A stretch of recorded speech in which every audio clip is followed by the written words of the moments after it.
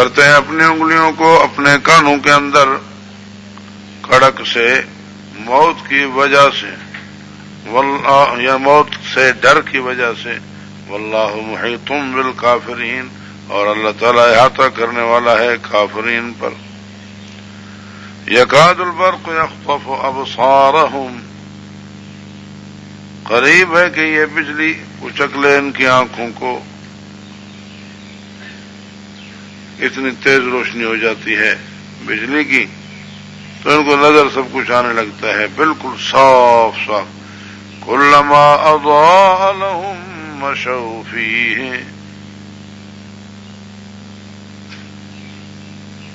جب وہ برق روشنی کرتی ہے ان کے لیے تو چل پڑتے ہیں اس روشنی میں مشوا فی الضوء وَإِذَا أَظْلَمَ عَلَيْهِمْ قَامُوا اور جب اندھیرا ہوتا ہے ان پر تو ٹھہر جاتے ہیں. میں نے عرض کیا کہ وہ اگر فتوحات دیکھتے ہیں تو ساتھ چلتے ہیں اور جب بظاہر نصرت کو آتے نہیں دیکھتے تو ٹھہر جاتے ہیں ساتھ نہیں دیتے کہتے نہیں یار نہیں حق پر ہو تو اس طرح تکلیفیں کیوں آتی ہیں ان کو. وَلَوْ شَاءَ اللَّهُ لَذَهَبَ بِسَمْعِهِمْ وَأَبْصَارِهِمْ اور اگر چاہتا اللہ تعالی تو ختم کر دیتا ان کی سماعت کو اور ان کی آنکھوں کو. دیکھو یہ فرق ہے ان کو اگر اللہ چاہتا تو ان کو اندھا اور بہرا بنا دیتا بنایا نہیں. ان کی کیفیت کبھی یوں ہے کبھی یوں ہے لیکن وہ پہلوں کا جو بیان تھا اس میں سمم بکم عمی وہ پکے منافق جو تھے جنہوں نے سیاستاً کلمہ پڑھا تھا سوچنے کے لیے بھی کبھی تیار نہیں تھے کہ شاید یہ حق پر ہوں. ایسی کوئی بات نہیں بالکل کوئی امکان نہیں. تو ان کے لیے فرمایا وہ اندھے بہرے گونگے ہیں تو ان کے لیے اگر اللہ چاہے تو ان کو اندھا بنا دے چاہے تو ان کو بہرا بنا دے نہ چاہے اور اللہ تعالیٰ ان کو توفیق دے دے تو جیسے ان کی آنکھیں کھلی ہیں ایسے ہی ان کے دل کو بھی باقاعدہ کھول دے تو اللہ قادر ہے.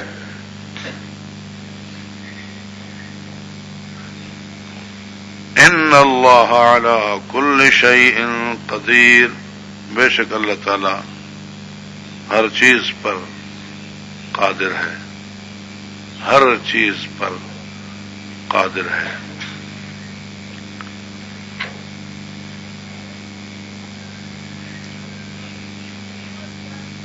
اللہ تبارک و تعالی ہم سب کو یقین کامل والا ایمان کامل نصیب فرمائے. الشیطان الرجیم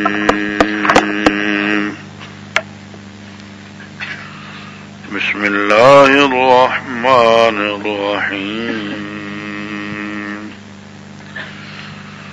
یا ایھا الناس اعبدوا ربکم الذی خلقکم والذین من قبلکم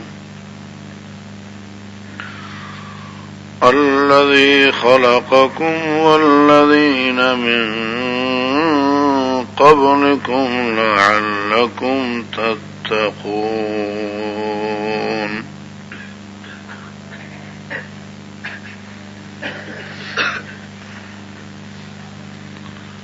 صدق الله العظيم.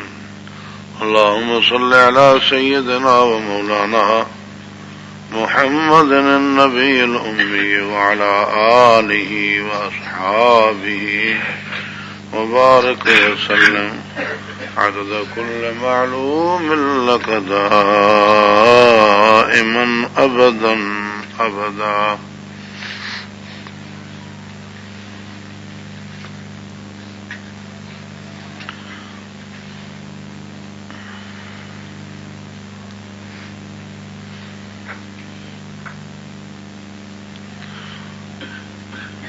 گزشتہ 13 آیات میں مسلسل منافقین کا بیان ہوا، جبکہ اس سے پہلے 7 آیات میں مومنین اور کھلے کافروں مجاہرین کا بیان تھا۔ 5 آیتوں میں مومنین کا، 2 آیتوں میں کھلے کافروں کا، اور 13 آیتوں میں بیان ہوا منافقین کا۔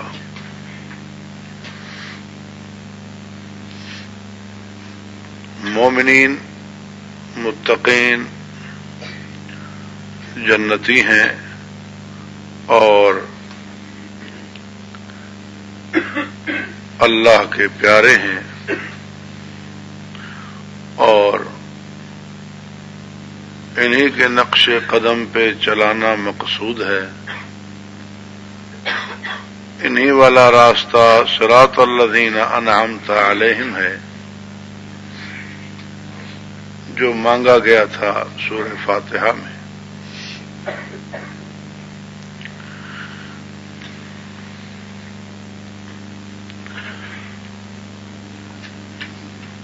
لیکن جس طرح کہتے ہیں کہ دوائی سے پرہیز زیادہ ضروری ہے،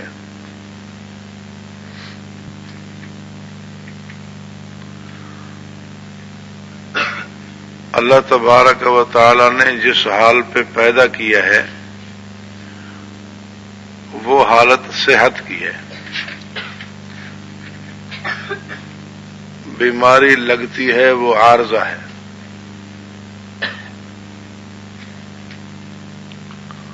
اور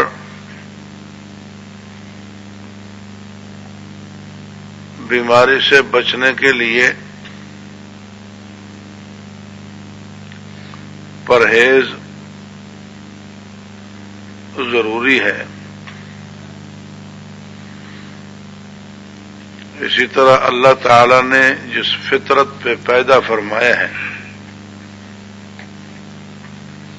وہ روحانی صحت ہے، وہ ایمان ہے۔ کل مولود یولد علی الفطرہ،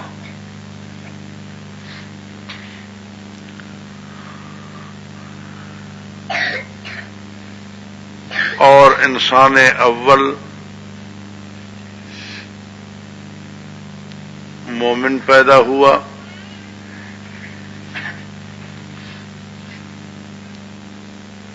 پھر فرد ثانی بھی ایماندار پیدا ہوا،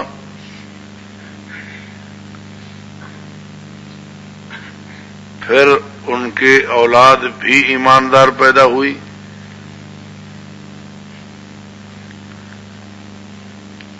اولاد میں سے ایک کو عارضہ لگا،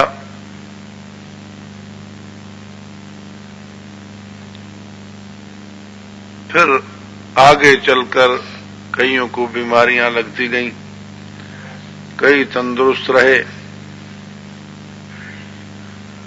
روحانی بیماریاں، جسمانی بیماریاں لگتی گئیں۔ جسمانی بیماریوں کے لیے اللہ تعالی نے دواؤں کا بندوبست فرمایا، علاج کا بندوبست فرمایا، طبیب پیدا فرمائے۔ انہی انسانوں میں سے ان کے دل میں یہ تحقیق ڈالی، جستجو ڈالی، کیا مفید ہے کیا مضر ہے۔ انہوں نے وہ قواعد بتلائے اور دواؤں کا سارا انتظام مٹی سے کیا گیا کہ جسم مٹی سے بنا ہوا تھا۔ اسی طرح روحانی عوارض لگتے گئے۔ اللہ تبارک و تعالی کی حکمت نے اس کے لیے روحانی معالج تیار فرمائے انہی انسانوں میں سے، اور روحانی علاج کے لیے جس چیز کی ضرورت تھی اس کو ادھر ہی سے بھیجا جدھر سے روح کو بھیجا گیا تھا۔ قل الروح من امر ربی ينزل الملائکۃ بالروح من امرہ علی من یشاء من عبادہ ان انذروا انہ لا الہ الا انا فاتقون۔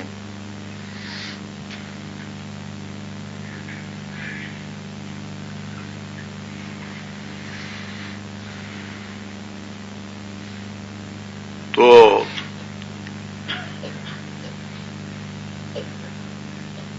اصلی حالت پہ رہے تو تندرست ہے۔ ہاں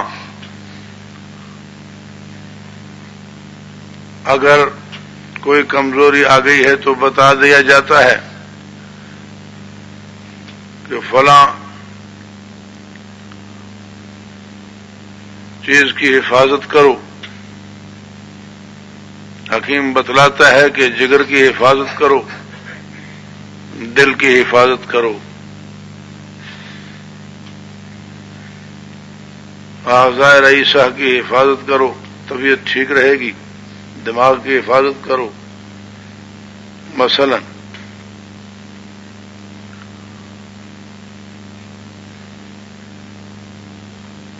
لیکن پرہیز کی بہت زیادہ ضرورت ہے۔ تو جسمانی بیماریوں سے جو پرہیز ہے اس کو حذر کہا گیا۔ جسمانی بیماریاں پیدا کرنے والی چیزوں سے جو پرہیز ہے اسے حذر کہا گیا۔ روحانی بیماریاں پیدا کرنے والی چیزوں سے جو پرہیز ہے اس کا نام تقویٰ رکھا گیا۔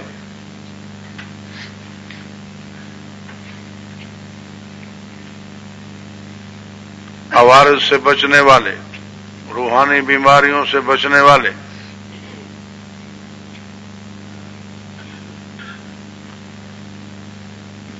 احتیاط کرنے والے، ان کا نام متقین رکھا گیا۔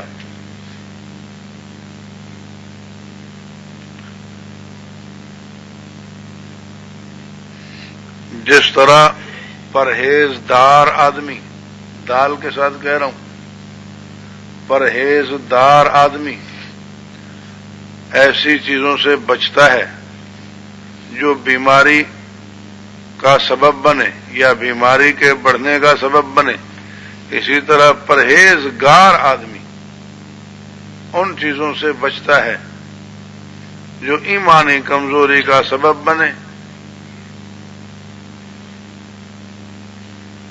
روحانی بیماری کا سبب بنے یا اس کو بڑھانے کا سبب بنے۔ تو متقین کا بھی کچھ بیان ہوا،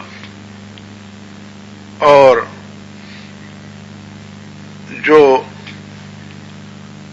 کھلم کھلا مر چکے، شریعت کی اصطلاح میں، قرآن کریم کی اصطلاح میں، حدیث پاک کی اصطلاح میں، تصوف کی اصطلاح میں کئی جگہوں پر مردہ بمانا کافر استعمال ہوا ہے۔ لِيُنذِرَ مَنْ كَانَ حَيًّا وَيَحِقَّ الْقَوْلُ عَلَى الْكَافِرِينَ، مقابلہ ہے حی کا اور کافرین کا۔ مَثَلُ الَّذِي يَذْكُرُ اللَّهَ وَالَّذِي لَا يَذْكُرُ اللَّهَ كَمَثَلِ الْحَيِّ وَالْمَيِّتِ۔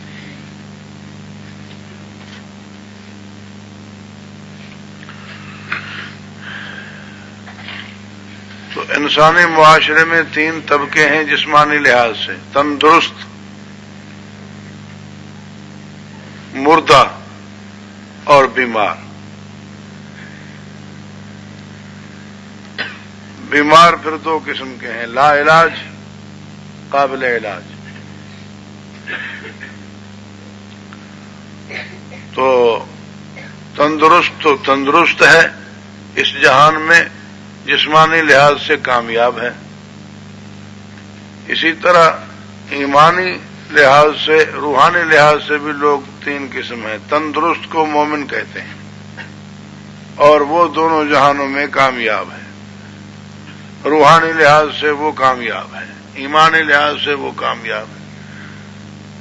اور مردہ وہ بحث سے خارج ہے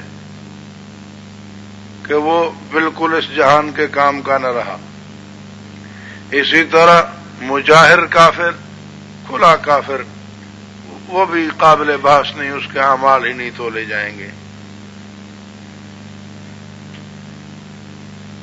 وہ بھی ایمانی معاملے میں کام کا نہ رہا. جیسے مردے پر اتنی بحث نہیں ہوتی، علم الاجسام میں، جسمانی طب میں، حکمت میں، میڈیکل میں زیادہ بحث بیمار کی ہوتی ہے.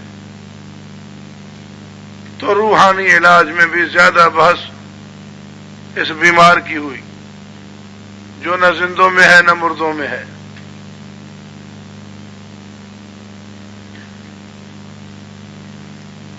جس طرح مردے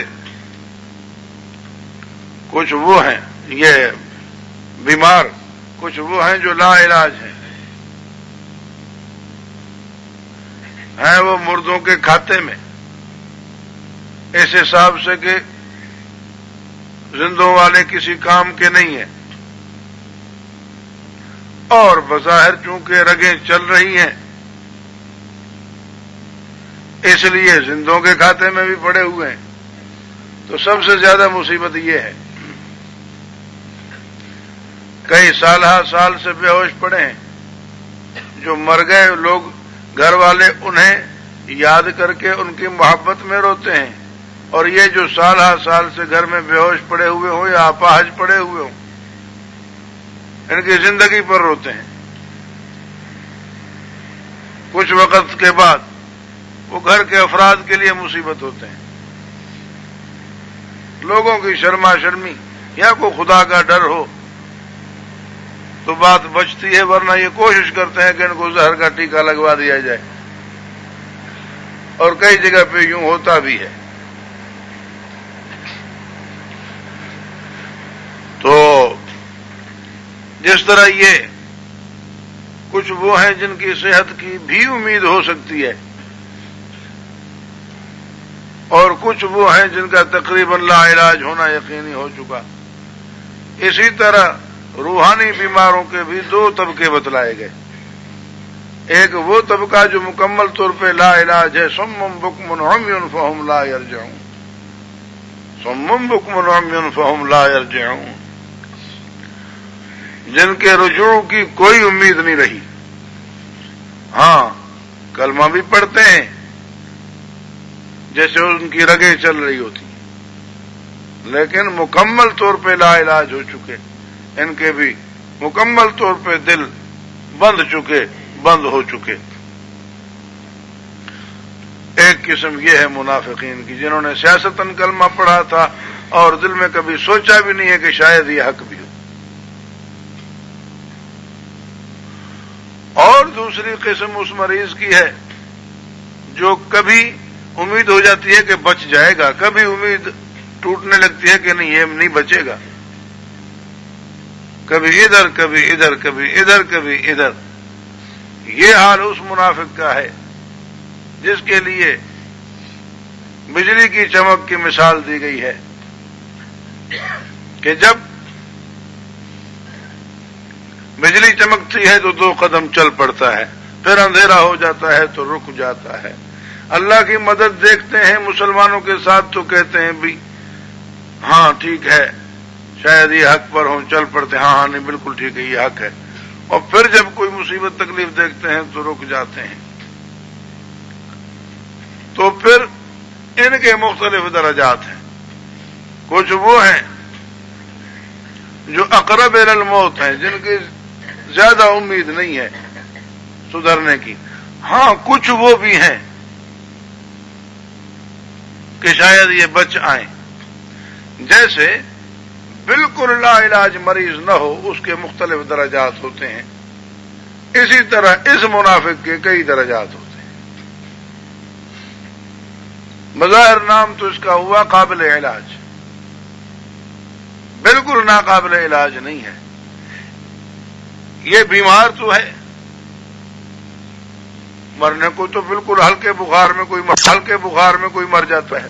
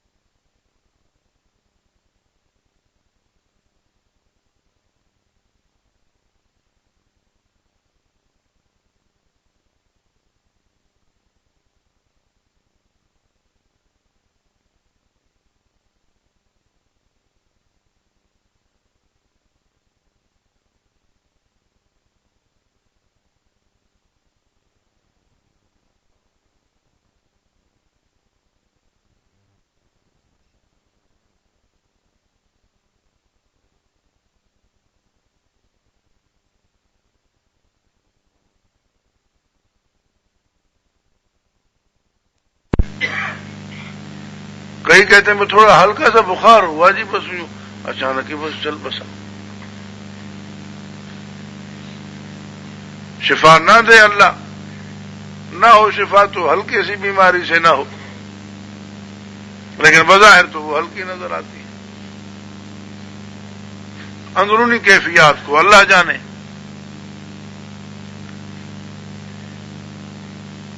تو علامات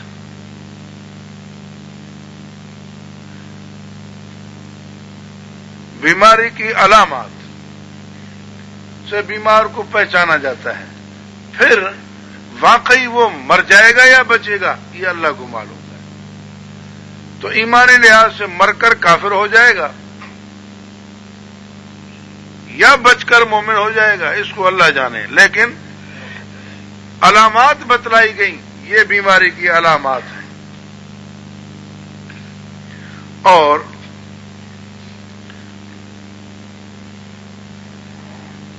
وہ علامات ان 13 آیتوں میں بیان ہوئی. پہلی بات تھی کہ وہ ایمان کا دعویٰ جھوٹا کرتے تھے، تو جھوٹ ایک علامت ہوئی. اللہ کو اور ایمانداروں کو دھوکہ دینے کی کوشش کرتے تھے، تو دھوکہ یہ دوسری علامت ہوئی. فی قلوبہم مرض فزادہم اللہ مرضا، ان کے دلوں میں مرض تھا جس میں اللہ نے ان کو اور بڑھایا. مسلمانوں کو برداشت نہیں کرتے تھے، کوئی فائدہ ہوتا تھا مسلمانوں کو ان کو حسد جلن ہوتی تھی. اللہ نے اور فائدے دے دیے اور زیادہ جلایا ان کو. تو حسد دیکھیں،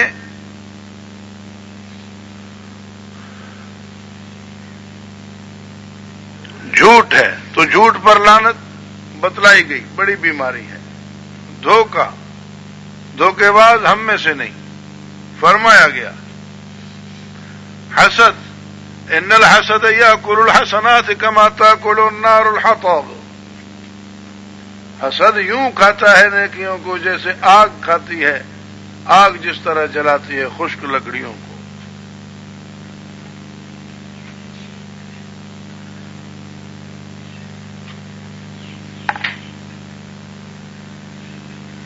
اور حق اور باطل کو ملا کر زمین میں گند کرنا، فتنے پیدا کرنا، دعویٰ صلح کا کرنا، اپنے آپ کو بڑا مسلح بنا کر پیش کرنا. تو حق کی کھل کر طرفداری بھی نہ کریں اور پھر اپنے آپ کو سب سے بہتر، ہم تو ان کی بھی خیر والے، ان کی بھی خیر والے، ہم تو نیوٹرل ہیں، ہم تو سب سے بڑے ہیں. یہ تو دونوں فریق ہوئے نا، ہم تو فیصل ہیں.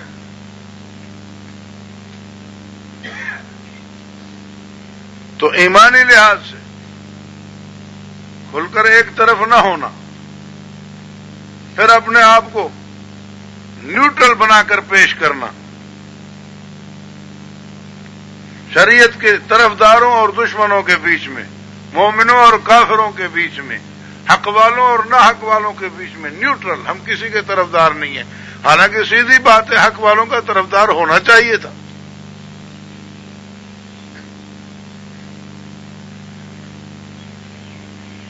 اور پھر لا یشعرون، سوچتے بھی نہیں، اپنی ان برائیوں پر، اپنی ان کمزوریوں پر غور کرنے کے لیے بھی تیار نہیں.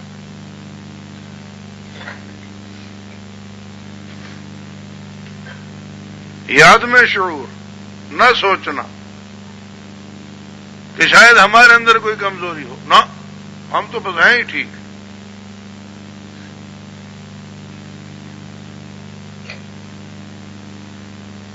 انؤمن کما آمن السفہاء، سچے پکے مومنین کو، اللہ کی شریعت کے فرما برداروں کو پاگل کہنا، بے سمجھ کہنا.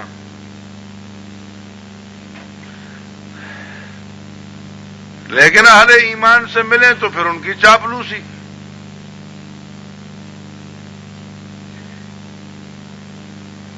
کافروں میں سے جب شیاطین جو وڈیرے ہوئے عوام کا خیال اگرچہ نہ بھی کریں لیکن کافروں کے وڈیروں سے ملیں تو نہیں جی ہمارا تمہارے ساتھ ہے، ہمارا ساتھ تمہارے ساتھ ہے، ہم آپ کے ساتھ ہی ہیں۔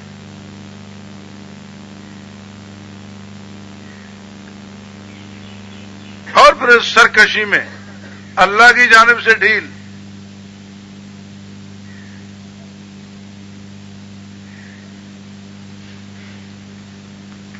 ضلالت اور ہدایت دونوں سامنے آئے۔ کسی بھی چیز کو اختیار کر سکتے تھے، اس وقت ضلالت کو، خلاف شریعت کو اختیار کرنا، یہ علامات بتلائی گئی۔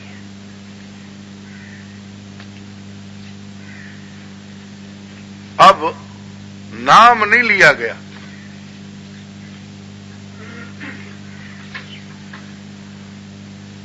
یہ جن میں ہو یہ بیمار ہے، یہ جن میں ہو یہ بیمار ہے۔ اب یہ علامات جتنی زیادہ ہیں اتنی بیماری زیادہ ہے، کم ہے تو کم ہے۔ بالکل ان علامات میں گھر گیا، بالکل مر بھی سکتا ہے روحانی لحاظ سے، اور اللہ شفا دے۔ یہ علامات تھوڑی تھوڑی ہیں تو بچ بھی سکتا ہے۔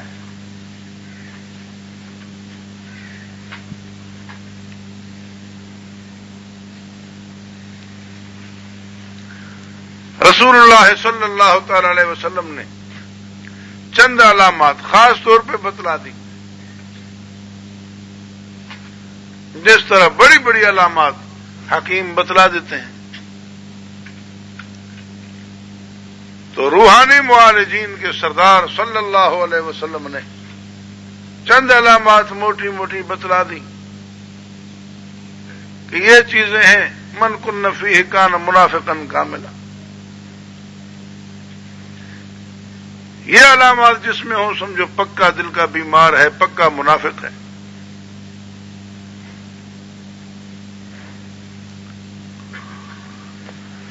اگر ان میں سے کوئی چیز ہے تو وہ اس میں منافقت کی علامت ہے۔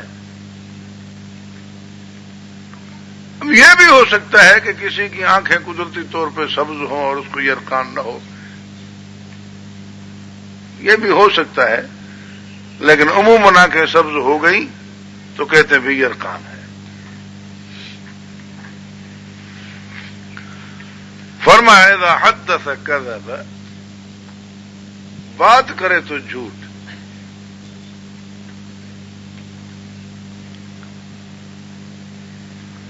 وَإِذَا وَعَدَ أَخْلَفَ، وعدہ کرے تو خلاف ورزی۔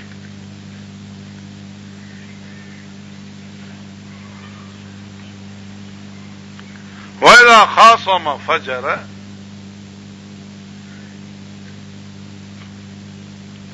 بحث میں پڑے تو گالیوں پہ اتر آئے۔